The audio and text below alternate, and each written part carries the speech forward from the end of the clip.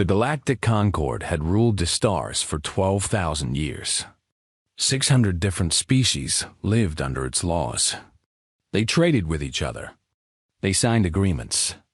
They held meetings in great halls that floated among the stars. And they all agreed on one thing without ever saying it out loud.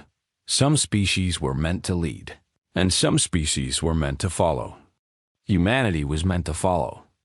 Earth had discovered faster than light travel only 300 years ago. To the ancient species of the Concord, this was nothing. The Corian Syndicate had been trading across the galaxy before humans learned to make fire. The Velith Dominion had built empires when Earth was still covered in ice. These old powers looked at humanity the way a grandfather might look at a child learning to walk. They smiled, they nodded, and they made very sure that the child never left the nursery. They called it the Observation Protocol. They said it was for humanity's own safety. They placed satellites around Earth's sun to watch everything humans did. They limited how many ships humans could build. They controlled what technology humans could use. And whenever Earth asked to join the Concord as an equal member, the answer was always the same: not yet.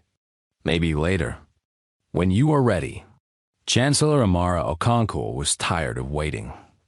She was 62 years old, with gray hair that she wore in thick braids and eyes that had seen too much injustice to stay quiet anymore. She had grown up in Lagos, Nigeria, in a family that had fought against oppression for generations. Her grandmother had marched for freedom. Her mother had helped write Earth's unified constitution. And now Amara stood before the Grand Assembly of the Galactic Concord, the first human leader ever allowed to address all 600 species at once. The assembly hall on Nexus Prime was built to make visitors feel small. The ceiling rose so high that clouds formed near the top. Thousands of platforms floated in the air, each one holding delegates from a different world. Creatures with scales and creatures with feathers and creatures with no bodies at all watched as this small human woman walked to the central podium. Amara was not afraid. She had practiced this speech 1,000 times. She knew that the translator devices would carry her words to every ear in the hall, changing them into 600 different languages. She knew that trillions of beings across the galaxy were watching through broadcast screens. And she knew that this was humanity's best chance to change its future. "I come here not to beg," she began, her voice steady and clear. "I come here to remind you of your own laws." She talked about the Concord's founding documents, which promised equal treatment for all species. She talked about the observation protocols, which treated humans like prisoners in their own home. She talked about the 17 times Earth had applied for full membership, and the 17 times they had been rejected without explanation. "You say we are not ready," Amara said, "but you have never told us what ready means. You say we are young, but age is not wisdom. You say we are dangerous because of our history of war, but every species in this hall has blood on its history. The only difference is that you have had longer to forget." The hall was silent. The Velith ambassador's compound eyes showed nothing. The Corian representative sat perfectly still, his blue-gray skin reflecting the lights above. The Kralos hegemony's delegate clicked his armored jaws in a way that might have been anger or might have been respect. Amara finished her speech with a simple request. She asked for a vote. A real vote with all species participating, on whether to end the observation protocols and accept Earth as a full member of the Concord. "History is watching," she said. "Your children's children will ask what you did on this day. Will you tell them that you chose fear? Or will you tell them that you chose justice?" She stepped back from the podium. The silence stretched on. Then, slowly, the Morith ambassador began to tap his walking stick against his platform. It was their species' way of showing agreement. A few others joined him, but most of the hall remained quiet. The Corian representative finally spoke. We thank the human delegation for these words. The matter will be considered at the appropriate time, through the appropriate channels. It was not a no, but it was not a yes. It was the answer the Concord always gave when they wanted something to disappear. Amara nodded once, her face showing nothing. She had expected this. She turned and walked out of the great hall with her head held high. 3 hours later, she boarded her shuttle to return to the human diplomatic ship waiting in orbit. Her staff was with her. Her son David had wanted to come, but she had made him stay on Earth. "Someone has to lead if I don't come back," she had told him with a sad smile. He had not understood what she meant. The shuttle lifted off from the landing platform smoothly. Through the windows, Amara could see the beautiful rings of Nexus Prime, made of 1,000,000 pieces of ancient space stations and memorial stones. Somewhere in those rings were pieces of the first Concord meeting hall, preserved for eternity. She never saw the weapon that killed her. The particle beam came from a Korean trading vessel that had been parked in the diplomatic zone for 3 days. The beam was invisible and moved at nearly the speed of light.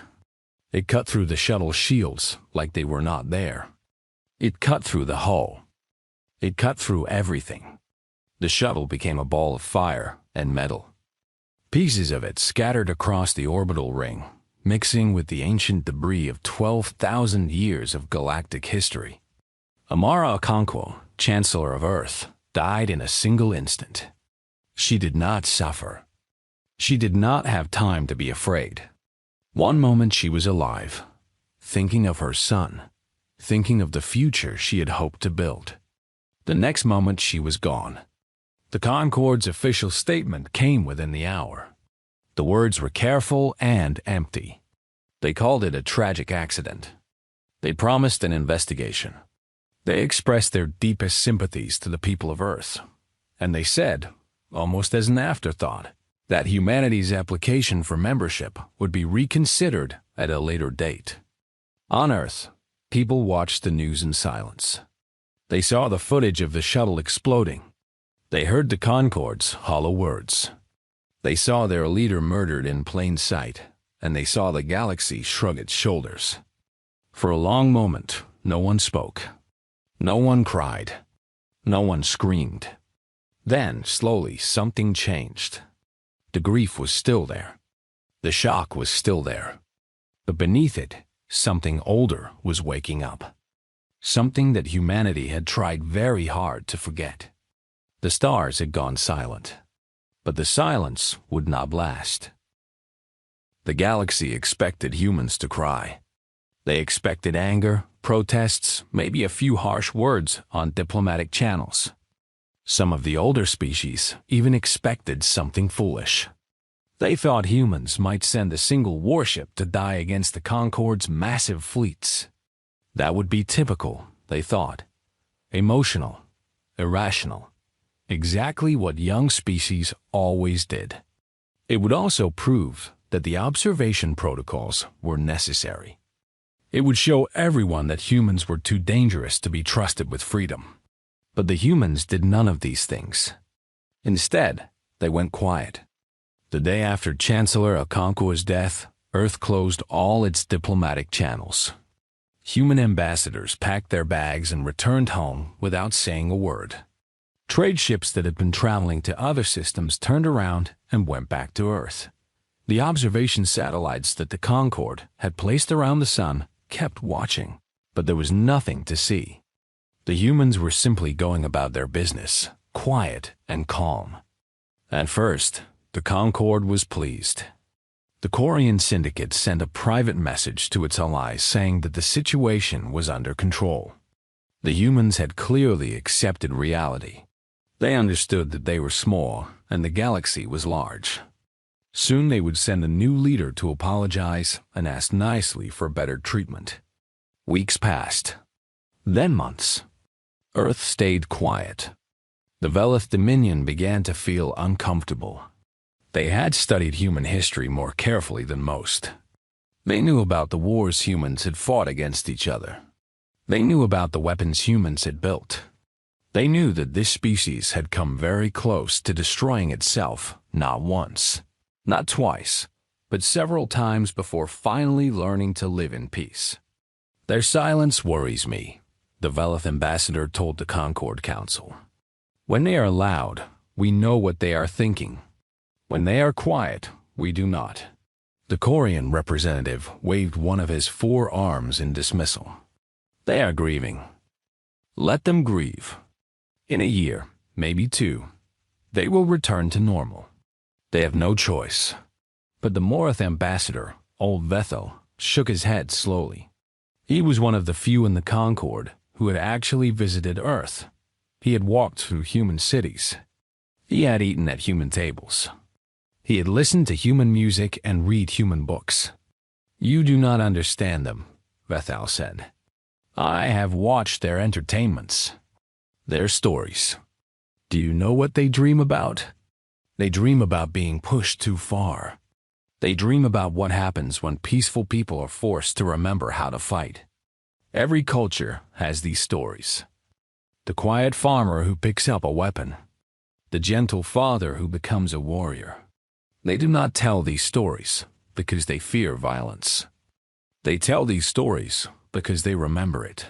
He leaned forward, his ancient eyes serious. They chose peace. They were not born to it. And you have just given them a reason to remember what they chose to forget. No one listened to him. On Earth, David Okonkwo watched his mother's funeral broadcast around the world. He stood straight and did not cry, even though his heart was broken. 2 billion people watched with him. Flags flew at half height. Musicians played sad songs. Leaders spoke soft words about Amara's courage and vision. Then, when the ceremonies were over, David walked into a building that officially did not exist. It was located deep beneath the Sahara Desert, in a facility that had been sealed since the Unification Wars. The wars had happened 200 years ago, when humanity had finally grown tired of fighting itself. The nations of Earth had gathered and made a choice. They would become one people, or they would destroy each other completely. They had chosen unity, but they had not forgotten how to destroy. The facility was called Archive 7. Inside were the plans for weapons that humanity had promised never to build again. Ships that could move faster than anything the Concord had ever seen. Bombs that could crack planets open like eggs. Technology that humans had developed during their darkest years, when survival had meant being more dangerous than the enemy. David met with the facility's keepers, men and women who had trained in secret for generations, hoping their knowledge would never be needed. Their faces were grim. The Concord thinks we have nothing, one of them said. They count our ships. They count our factories. They think they know exactly what we can do. They are wrong, David said. It was not a question. Yes, they are very wrong. For the next 6 months, Earth transformed itself.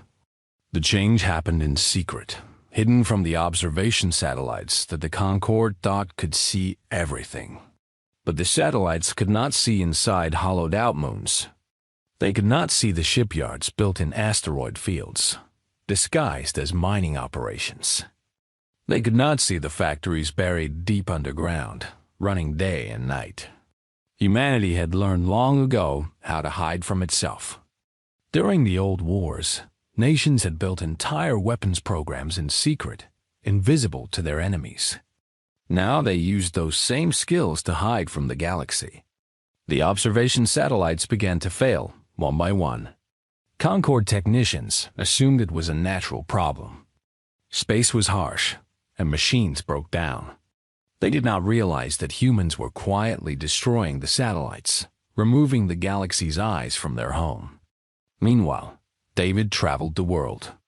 He spoke to leaders and generals, scientists and workers. He did not give angry speeches. He did not demand revenge. He simply asked one question. When the time comes, will you be ready? The answer was always yes. People who had never met each other worked toward the same goal without needing to be told what to do. Scientists shared their discoveries freely. Factories coordinated their production perfectly. Soldiers trained for battles that had not happened yet. It was as if humanity had become a single organism, every part working together without any central command. The Concord could not have understood this. Their species relied on hierarchy, on orders passed down from above. They could not imagine a people united by grief and purpose, moving as one because they all wanted the same thing. In the deepest part of Archive 7, construction began on a ship unlike any other. It was called the Amara's Promise. David had chosen the name himself. The ship was a dreadnought, massive and powerful, built with technology that the Concord did not know existed. 6 months after his mother's death, David stood in the shipyard and watched the final pieces slide into place. Around him, 10,000 other ships were being completed. Tomorrow, they would all fly into the dark together. They killed her because they thought we were weak, David said to no one in particular. They thought we would accept their apology and go back to being watched. He touched the cold metal of the ship's hull. They were wrong, and now they will learn what we truly are. The Concord's early warning stations detected them first. A young Velith officer was monitoring the deep space sensors when the readings began to change. At first, she thought her equipment was broken. The numbers made no sense. She called her supervisor. He looked at the screen and felt his blood go cold. "That cannot be right," he said. "Check the sensors again." She checked them 3 times. The numbers did not change. 10,000 ships were emerging from the edge of human space. 10,000. The Concord's records showed that humanity had fewer than 300 vessels capable of leaving their solar system. They had counted every ship, tracked every shipyard, controlled every scrap of metal that might be used for construction. Yet here was a fleet larger than anything the galaxy had seen in 500 years. The warning spread across the Concord's communication networks like fire. Within hours, every species in the galaxy knew that humanity was coming. The Quarian Syndicate called an emergency meeting. The Velith Dominion activated its defensive fleets. The Kralos hegemony sent urgent messages to its allies. But it was already too late for preparation. The human fleet moved with a speed that should not have been possible. Their ships were faster than anything in Concord records. They did not travel in neat formations like proper military vessels. They spread out across space in a pattern that looked like chaos but was actually perfectly planned. Each ship knew exactly where to go without needing to be told. At the center of the fleet flew the Amara's Promise, the flagship that David Okonkwo had named after his mother. It was massive, nearly 3 kilometers long, covered in weapons and armor that the Concord had never seen before. Human engineers had built it in 90 days, working around the clock, fueled by grief and determination. David stood on the bridge, surrounded by officers from every nation on Earth. They had come from China and Brazil, from Nigeria and Norway, from 100 different countries that were now one people. They wore no national uniforms. They flew no national flags. They were simply human. "Open a channel," David said. "All frequencies. I want everyone to hear this." His communications officer nodded. "Channel open, sir. Broadcasting to the entire galaxy." David faced the camera. He did not smile. He did not look angry. His face was calm and certain, the face of a man who knew exactly what he was doing and why. "My name is David Okonkwo. My mother was Amara Okonkwo, Chancellor of Earth, who came to you 6 months ago asking for justice and equality. You answered her with death." He paused, letting his words reach every corner of the galaxy. "You thought we would mourn quietly. You thought we would accept your investigations, your carefully chosen words, your empty promises. You thought that because we chose peace, we had forgotten how to make war." The fleet continued forward, unstoppable. "But you forgot what we are. We are the species that walked out of the African grasslands with nothing but stones and sticks. We crossed oceans in ships made of wood. We flew through the sky in machines of metal. We split the atom and looked into the heart of the universe. And when we stood at the edge of destroying ourselves, we chose to stop. Not because we were weak, because we were strong enough to change. Behind him, the tactical displays showed the first Concord defense stations coming into range. You have spent 300 years watching us, controlling us, treating us like children who cannot be trusted. But you never understood us. You saw our history of war and thought it made us dangerous. You were right, but you thought you could contain that danger with satellites and protocols. You were wrong. The first human ships began firing. Their weapons were not like Concord weapons. They did not shoot simple energy beams or physical projectiles. They fired things that the galaxy had no name for, weapons that humans had invented during the Unification Wars and then hidden away, hoping never to use them again. Defense stations that had survived for thousands of years fell apart in seconds. We do not want to conquer the galaxy, David continued. We do not want to destroy you. We want what my mother asked for: equality, justice, the right to exist without being watched and controlled. We came to you with open hands, and you answered with murder. So now we come to you with something else. The Amara's Promise fired its main weapon for the first time. A Corian battlecruiser, one of the largest ships in their fleet, simply stopped existing. There was no explosion, no debris. The ship was there, and then it was gone, erased from reality by technology that the Concord could not begin to understand. This fleet is not for conquest. It is for correction. We will go to Nexus Prime. We will speak to the Concord one more time. And this time, you will listen. He ended the broadcast. Across the galaxy, beings of every species watched in shock. The Morath ambassador, Old Vethal, was the only one who was not surprised. He had tried to warn them. He had told them what humans were capable of. No one had listened. Now they had no choice but to watch. The Concord assembled a response fleet as quickly as they could. 30,000 ships from 12 different species gathered at Nexus Prime, the largest military force in galactic history. Their commanders were confident. Even if human technology was advanced, numbers would surely matter. 10,000 against 30,000 was impossible odds. But the humans did not fight like anyone expected. Their ships did not stay in formation. They moved constantly, unpredictably, weaving through the Concord fleet like water flowing around stones. When a human ship was damaged, it did not retreat. Instead, it accelerated toward the nearest enemy vessel, its crew escaping in pods moments before impact.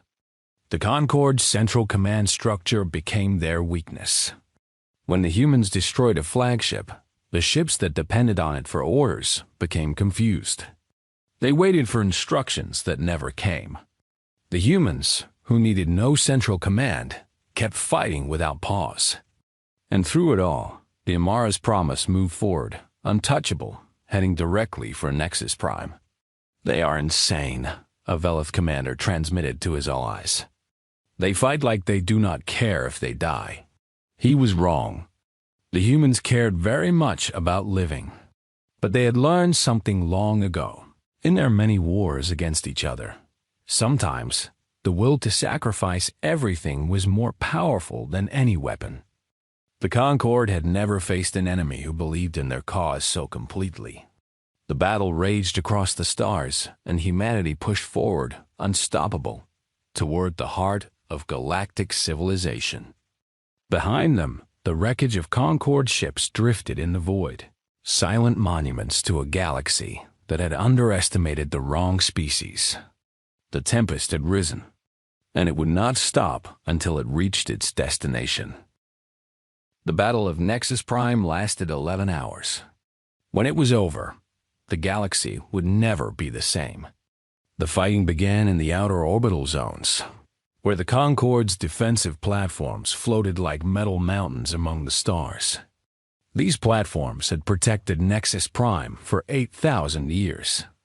They had survived wars, rebellions, and disasters. They had never fallen. They fell now. Human ships swarmed around them like angry insects, firing weapons that cut through shields and armor like they were made of paper. The platform's commanders called for reinforcements, but the reinforcements were busy fighting for their own survival. The human fleet was everywhere at once, appearing from unexpected angles, striking hard and then vanishing before the Concord ships could respond. The Quarian flagship, Pride of Commerce, was the first major vessel to fall. 3 human destroyers had been badly damaged in an earlier exchange. Instead of retreating, their crews evacuated into escape pods and programmed the ships to accelerate directly at the Pride of Commerce. The Quarian captain saw them coming. He tried to move his massive ship out of the way. He was too slow. The impact destroyed the flagship instantly. Across the Concord fleet, officers watched in horror as one of their most powerful ships disappeared in a ball of fire. The Quarian admiral had been on that ship. Without him, their entire fleet lost coordination. "They are throwing away their ships," a Velis commander said in disbelief. "This is madness." But it was not madness. It was math. Humans understood something that the Concord had forgotten. A ship was metal and circuits. A cause was something stronger. If destroying one human vessel meant destroying 3 enemy ships, the humans considered that a fair trade. They had come prepared to lose everything. The Concord had not. While the physical battle raged, another war was being fought across communication channels. On every frequency, human broadcasters were telling stories. They showed images of Chancellor Okonkwo's shuttle exploding. They played recordings of her final speech, the one asking for nothing more than equality. They showed the Concord's dismissive response, the hollow words about investigations that would never happen. And they showed history. For 12,000 years, the Concord had claimed to represent peace and civilization. But humans had dug into the archives. They found records of the observation protocols being used against other species. Species that had asked for membership and been denied. Species that had eventually gone quiet and been forgotten.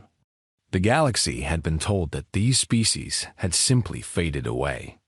Now the truth came out. They had been controlled, exploited, and slowly destroyed. The Morath were the first to withdraw from the battle. Old Vethelus Medzitaverman throughout the fighting. He had shown them the human broadcasts. He had reminded them of their own history, of the time before they joined the Concord, when they too had been under observation protocols. "We will not fight against freedom," the Morath admiral announced. His ships turned and left the battlefield. He did not join the humans, but he would not help the Concord either. The Tazari followed within the hour. Then the Krell. Then the Bounded Stars Alliance. One by one, species that had once been controlled by the Concord looked at the humans and saw something familiar. They saw themselves, fighting against the same forces that had once held them down. By the 6th hour, the Concord fleet had lost half its numbers to retreat. By the 9th hour, it was obvious that the battle was lost. Human ships had surrounded Nexus Prime's orbital ring. The remaining Concord vessels were trapped, unable to escape, unable to win. The Quarian Syndicate's new leadership, hastily chosen after their admiral's death, sent a message of surrender from an escape pod. They asked for mercy. They asked for negotiations. They asked for anything that would stop the destruction. David Okonkwo accepted their surrender. But he did not stop there. "We did not come here just to win a battle," he told his officers. "We came here to change history. Take us to the station." The Amara's promise descended toward Nexus Prime's central platform, the great station where the Concord's assembly met. Human Marines in armored suits launched from the flagship, flying across the space between ships like a cloud of silver stars. They landed on the station's docking platforms and moved inside. They did not fire their weapons. They did not threaten anyone. They simply walked calm and disciplined through the hallways of galactic civilization's heart. Station workers and diplomats pressed themselves against walls as the humans passed. They expected violence. They expected revenge. They got neither. The Marines entered the Grand Assembly Hall, the same room where Amara Okonkwo had given her final speech. The delegates were still there, hundreds of them, hiding behind their floating platforms, waiting to see what humanity would do. David Okonkwo walked in alone. He wore no armor, carried no weapons. He walked to the central podium, the same place where his mother had stood, and he looked out at the representatives of 600 species. "I am not here to conquer you," he said. His voice was calm, almost gentle. "I am not here to destroy your Concord or burn your stations. I am here because my mother asked you for justice, and you answered her with murder." He paused, letting the silence fill the hall. "Here is what will happen now. You will disband the observation protocols, all of them, forever.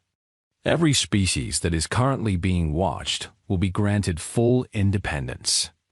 You will open membership to any species that applies with a fair vote and no more delays."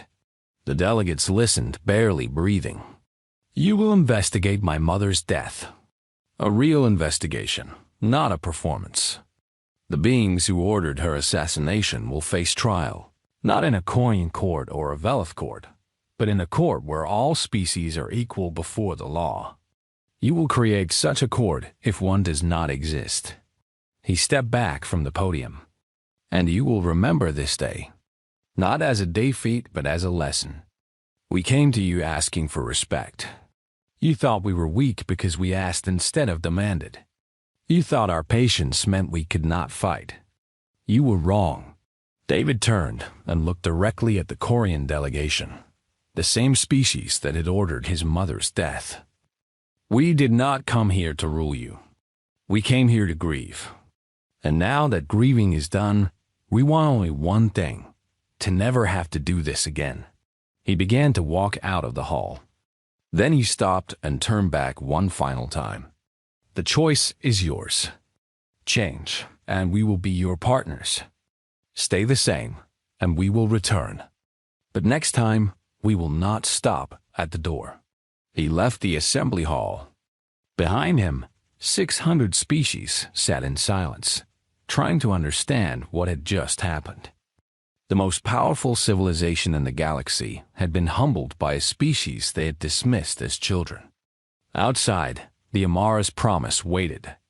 Around it, the human fleet held position, patient and watchful. They had won. But David knew that the real battle was just beginning. Winning a war was easy compared to winning peace. The galaxy would never forget this day. The question now was what they would learn from it. 50 years had passed since the Battle of Nexus Prime. The galaxy was a different place now. On the station's central ring, where Amara Okonkwo's shuttle had once fallen in flames, there was now a garden. Trees from 100 different worlds grew there, their leaves mixing together in colors that no single planet had ever seen. Water flowed through channels carved from stone, and small bridges connected quiet paths where beings could walk and think. At the center of the garden stood a statue of Amara Okonkwo. She was not shown giving her famous speech. Instead, the sculptor had captured her smiling, looking up at the stars with hope in her eyes. Around her statue stood others, leaders and reformers from across the galaxy, who had fought for equality over the past 50 years. There was Vethe of the Morith, who had died peacefully 10 years after the battle, honored by all species as a voice of wisdom. There was Cress of the Tessari, who had written the new Concord's constitution. There were humans and non-humans, old species and young, all standing together in stone and metal. The Concord still existed, but it had changed beyond recognition. The observation protocols were gone, forbidden forever. In the first decade after the battle, 17 species that had been held in observation gained full membership. They had been waiting for centuries, their applications lost in paperwork, their voices ignored. Now, they sat in the Grand Assembly as equals. The Corian syndicates still controlled much of galactic trade, but they did so under rules they had not written. Human economists had helped design a new system where no single species could dominate commerce. The merchants complained, of course. They always did. But even they had to admit that the galaxy was more stable now than it had been in thousands of years. Earth had not tried to become the new center of power. That had surprised many. They expected humans to demand special treatment, to use their victory as proof that they deserved to rule. Instead, humanity asked only for what Amara had requested, a seat at the table, nothing more and nothing less. David Concord never held political office. After the battle, he returned to Earth and refused every offer of power. People wanted him to become chancellor, to lead humanity into this new era. He always said no. "My mother led," he would explain. "My job was to make sure her dream survived. Now that it has, my work is done." Instead, he became a teacher. He found a small school in the mountains of what had once been called Kenya and spent his remaining years teaching history to children.